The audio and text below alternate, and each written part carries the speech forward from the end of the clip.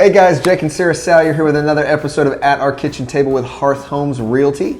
Today we are going to talk about rental properties. We've talked about them before, but in this instance, I'm going to use an example of a younger couple who don't have any kids yet. They're looking at buying a smaller new construction home, let's say 1,400 square feet. Everybody in BA, your Roush Coleman house that all of our friends bought for their first time home buyer house. Yeah. They didn't have kids yet. Yeah, and they just need some space. It's brand new, it's pretty, all the things. All the things.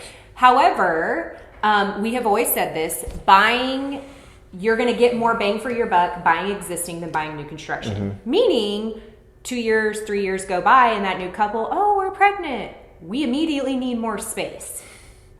Okay, well, you've only been here for 3 years and you don't have any equity in this. What are you going to do? Hopefully you're in a position that you can maintain that property, or you can try to sell it, break even, or and find something else.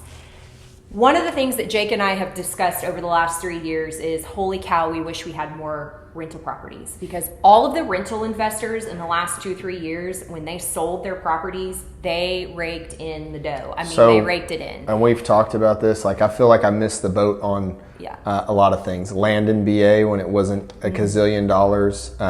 Rental properties, absolutely. When we could pick up a house at 91st and Elm for $85,000 that people are now selling for like $230,000.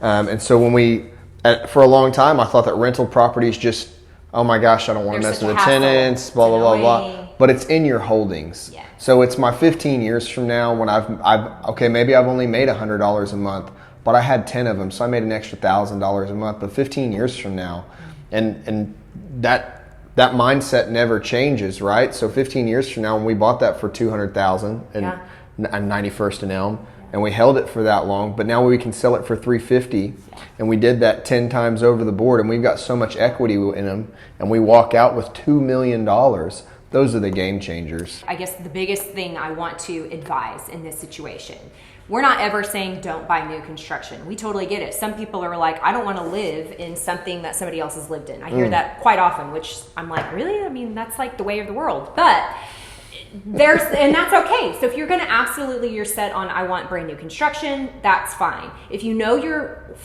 familial life is going to change.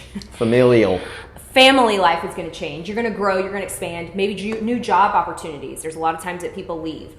Be thinking and be mindful of positioning in yourself that you can utilize the property, the real estate investment that you have. Think of it as an investment. So when you go to move on, think about keeping that as an investment property. And like Jake is saying, be mindful of having it for the next 15 years. Because while we all said the last 2-3 year market was unprecedented, COVID was unprecedented, all of it was unprecedented. Well, now it's not, because who's to say in the next 30 years it could happen again. You know, history repeats itself. I say that all the time.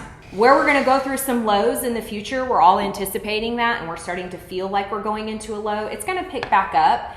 And real estate is cyclical. Yeah. And the rates are adjusting. Yeah. So don't think like, oh my gosh, we're screwed. We never should have bought this new construction. No, that's not necessarily the case. Position yourself throughout the years as you own it to keep the mindset of, this is an investment. We can utilize this is an asset. Yes, and that's an asset. When I say we missed the boat on some things, and I was just thinking back to some properties that we should have kept that we've personally owned. I don't know that we should have or shouldn't. Houses in general, but look at everything as an asset. This could potentially produce money for me, or it's building equity, or all those things for later on down the road. We talk all the time about our kids. What are we leaving our babies when we go? And I want to leave them in a good position. So how do I do that?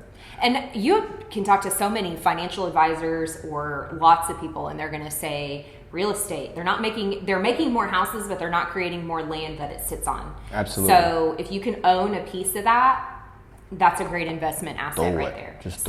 We just kind of wanted to highlight some things and hone in on rental properties. Absolutely. In that light. Build your wealth and holding on to your assets is my advice. So take that with a grain of salt. Like, comment, subscribe, whatever you want to do. We love that you've watched this far. If you have, another episode of At Our Kitchen Table with Hearth Homes Realty. Thank you guys so much, and y'all have a great day.